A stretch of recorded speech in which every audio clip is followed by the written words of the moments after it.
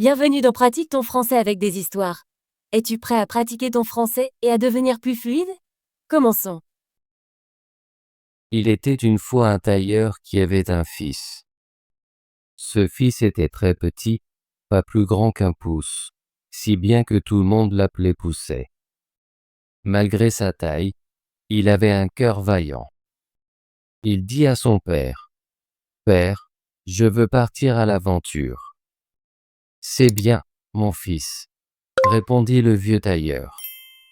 Il prit une longue aiguille à repriser et fit fondre un peu de cire sur celle-ci à la bougie. « Voici une épée pour ton voyage. » Poucet souhaitait partager un dernier repas avec sa famille.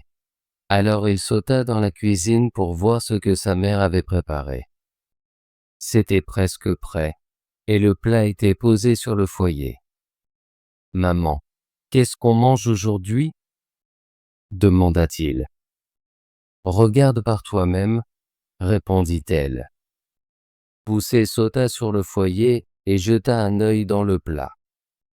Mais, en étirant un peu trop le cou, la vapeur de la nourriture l'attrapa et le souleva dans la cheminée. Il flotta dans la vapeur un moment avant de redescendre finalement au sol. Poucet se retrouva maintenant dehors, dans le grand monde.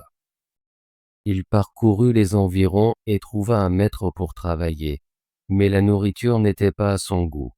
« Maîtresse, si vous ne nous servez pas de meilleure nourriture, » dit Poucet, « je partirai, et demain matin, j'écrirai sur votre porte.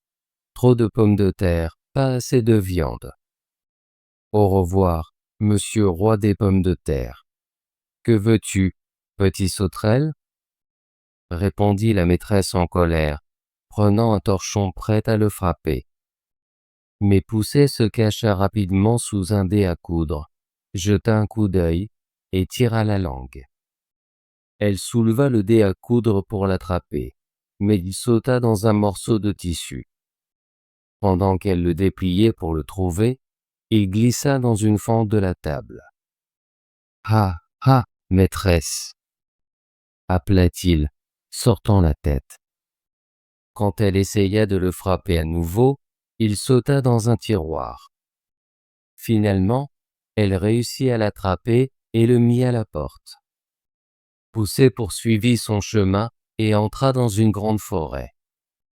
Là, il tomba sur un groupe de voleurs qui prévoyaient de dérober le trésor du roi.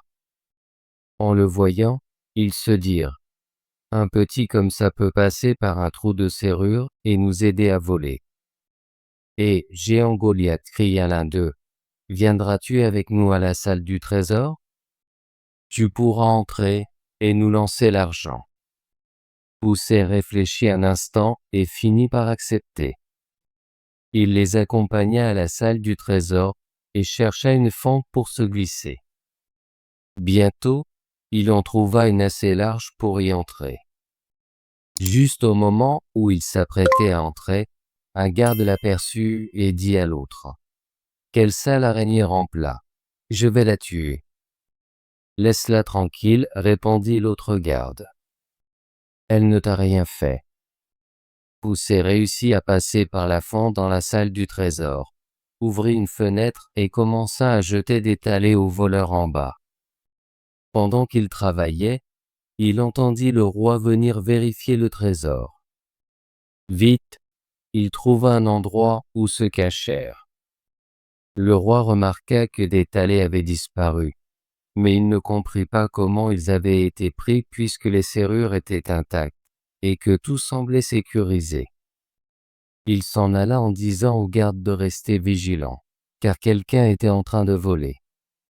Quand Poucet recommença à travailler, les gardes entendirent le bruit de l'argent qui tintait et se précipitèrent pour attraper le voleur. Mais Poucet était rapide et sauta dans un coin, se couvrant d'un talet pour qu'ils ne puissent pas le voir. Il taquinait les gardes en disant « Me voilà !» Quand il courait vers ce coin, il avait déjà sauté dans un autre coin, appelant « Ah, ah, me voilà !» Les gardes continuaient à courir après lui, mais Poucet se déplaçait d'un coin à l'autre, les ridiculisant jusqu'à ce qu'ils soient fatigués et partent. Enfin, il lança tout l'étalé, sauta agilement sur le dernier et descendit en volant par la fenêtre. Les voleurs le félicitèrent, disant « Tu es un héros courageux.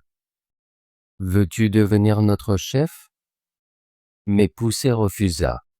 Il voulait d'abord voir le monde. Ils partagèrent le trésor, mais Poucet se contenta d'un creuset, car il ne pouvait pas porter plus.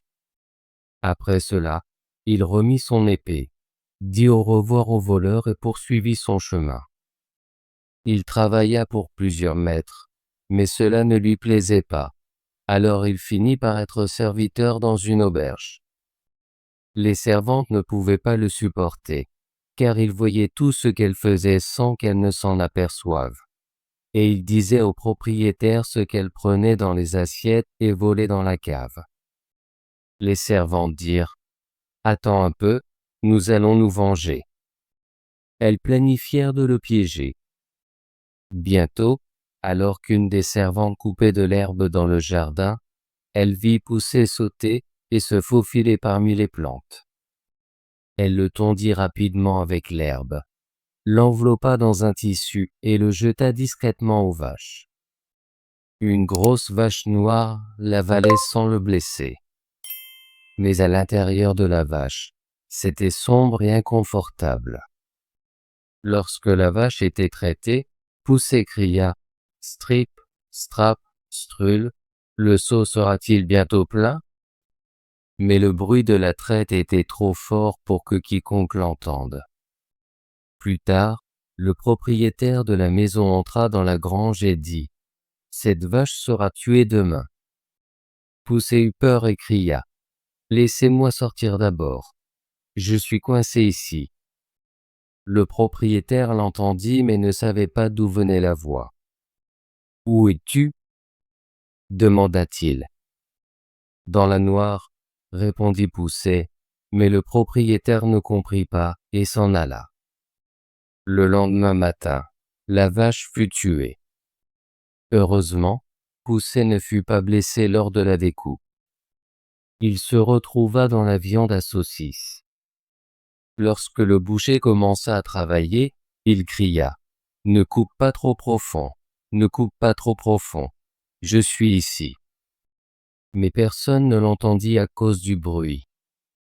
Poucet était en difficulté, mais il était rusé.